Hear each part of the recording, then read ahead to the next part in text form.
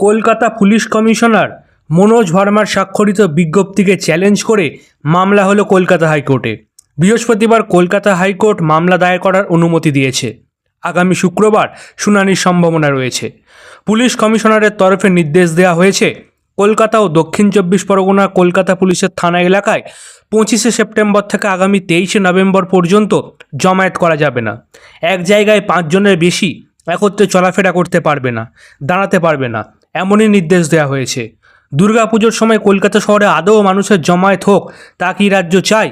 এই প্রশ্ন তুলেই মামলা হয়েছে হাইকোর্টে। আদালত মামলা দায়ের করার অনুমতি দিয়েছে। শহরের একটা বড় অংশে 5 জনের বেশি জমায়েত করতে পারবে না বলে বুধবারই নির্দেশ দিয়েছে কলকাতা পুলিশ। বউবাজার, ধর্মতলা, হেয়ার স্ট্রিট সহ একাধিক জায়গায় জমায়েতে নিষেধাজ্ঞা জারি করা হয়েছে। এই নির্দেশ নিয়ে দায়ের করা হয়েছে মামলা। প্রতিবারই দুর্গাপুজোয় কলকাতা শহরে দূর দূরান্ত থেকে মানুষ আসেন। প্যান্ডেল পরিক্রমায় দলে দলে মানুষ রাস্তায় বেরোন। ফলে সেই সময় এরকম একটা সময় জমায়েত না করতে দিলে সাধারণ মানুষ সমস্যায় পড়তে পারে বলেই প্রশ্ন উঠেছে।